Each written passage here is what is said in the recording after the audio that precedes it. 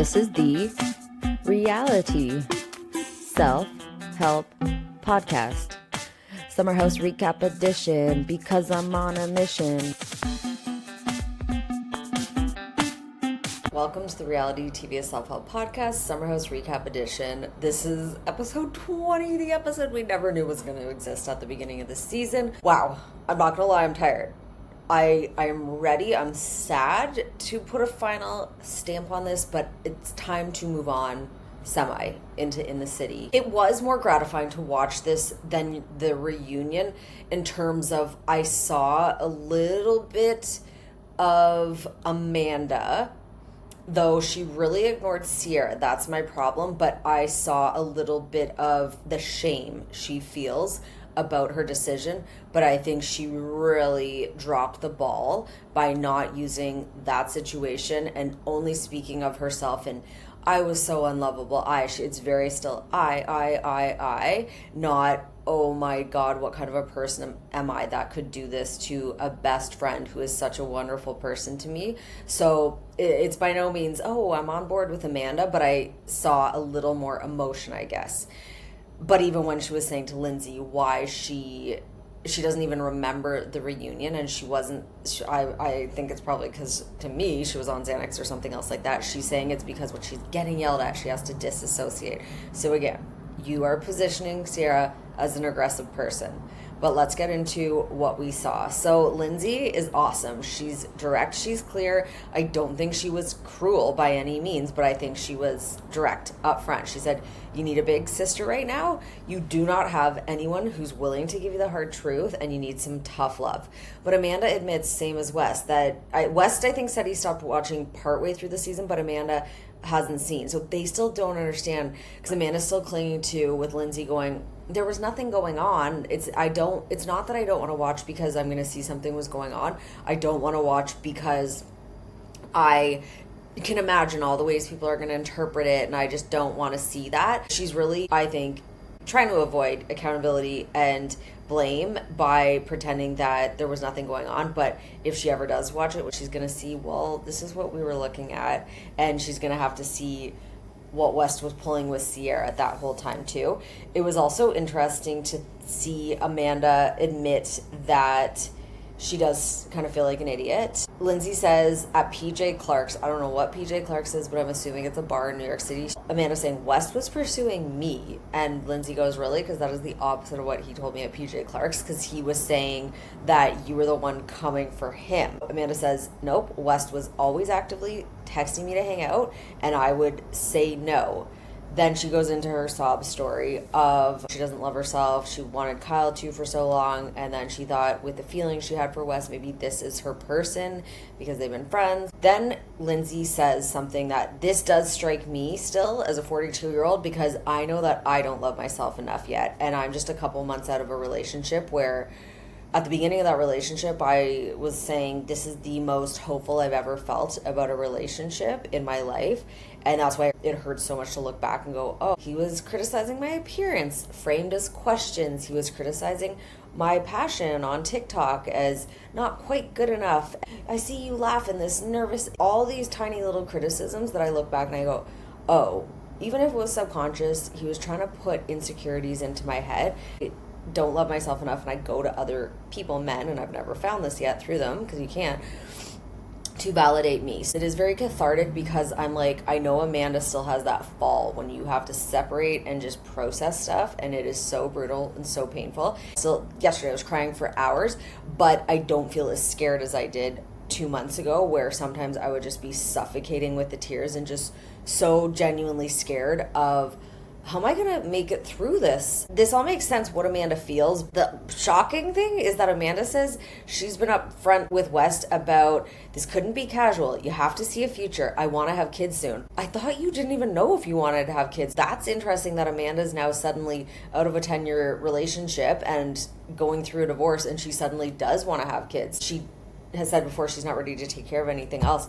And then she's now saying she does when it seems like even more than ever she's not ready to take care of people. Lindsay drops that, hey, did you know that he was on the phone with Meija this morning? And then later in the episode, we find out that Meija and him had a 6-hour phone conversation and they can't FaceTime anymore because Amanda's around. So this is all just going to be a lot for Amanda to see. Meija also reveals to Ciara that West has lied to her, shocking, about saying he's going to Italy alone. And so it's just lie upon lie upon lie upon lie. We also see clips where Jesse is trying to get him to be honest on camera, saying, hey, so are you seeing anybody? And West is being a liar. No, he's lying to producers as well. Jesse's going, oh, well then what's that name that pops up on your phone all the time? And then we even see West on camera in their bedroom saying, oh, hey, have you talked to Meija lately? Without him fully outing West, he also wasn't catering to him, but West is a liar. Him and Kyle seeing this conversation, it's him admitting that he is aware that his words don't have any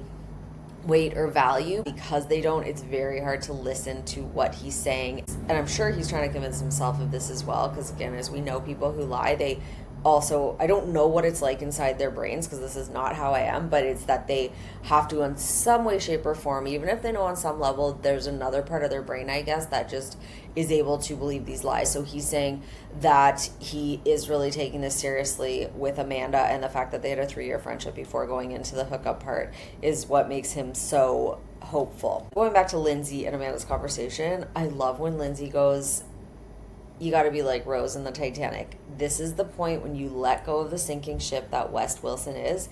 You let go of the hand so you can survive. Lindsay's giving really great advice. Amanda says, this is what I was wondering, and I was assuming this is what she feels. I wake up with the most anxiety about how I've fucked up my whole entire life every single day. Lindsay goes, imagine fucking up so bad. We all forgot how bad of a husband Kyle was to you. She said, you were winning. And that's the saddest part, is in so many ways Amanda has screwed her life up. This is the thing that's so confusing to me, but interesting to hear someone like this say, because I'm attracted to people like Wes Wilson, where I get my heart broken and I feel very betrayed and tricked in a variety of ways. I'm like, why did this person say this? Why did they present themselves in this way? He perceives ambiguity as communication, and that's something I think should really be psychologically explored. That's how he justifies to himself, in whatever his lack of a moral code is, but that he thinks is a moral code, not being 100% clear is how he sees himself as not lying, because I'm guessing he thinks other people, Meija, should fill in the blanks. He says he wouldn't go home with Meija to see her family at Christmas, and so he thought that was doing the right thing.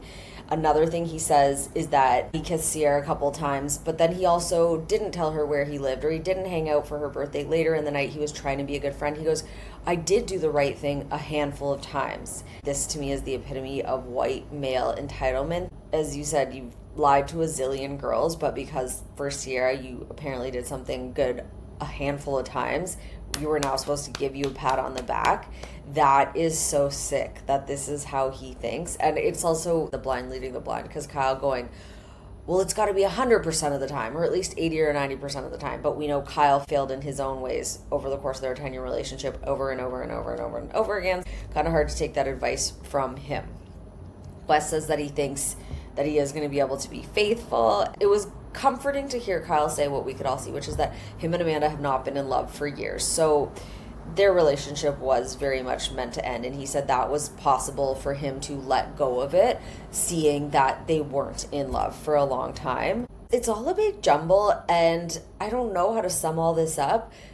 As a female who's still learning how to love myself and to not blame it on other people and get so fixated on the behavior that hurt me and just go, but all that is within my control is I have to truly not in a superficial way. Sometimes I don't even know how I'm going to go about that. That's the part that's so hard, to love myself fully, but I need to get there. And then it's really getting to know people slowly. When those things pop up, having enough security inside and independence and good enough life outside of a man to just go, I was getting invested in this, but when this is already enough to walk away, because I let so many things pile up, and it seems like that's what Wes has gotten away with women too, is wanting to overlook things. I see all these TikToks talking about, oh, it's super empaths with narcissists. It's kind of egomaniacal to assume that we're all these super empaths and we're just so caring and giving, and that's why we end up with men like this. Part of it is that we're valuing toxic traits in men who are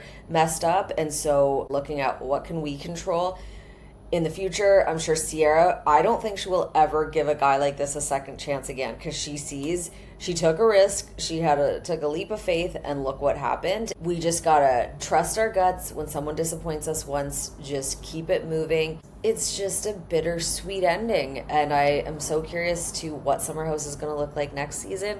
That's pretty much all I got to say about it, and I hope that you have a wonderful night. Thanks for listening to the Reality TV's Self-Help Podcast, Summer House Recap Edition. If you like it, please follow me on Spotify, on Apple Podcasts, on YouTube.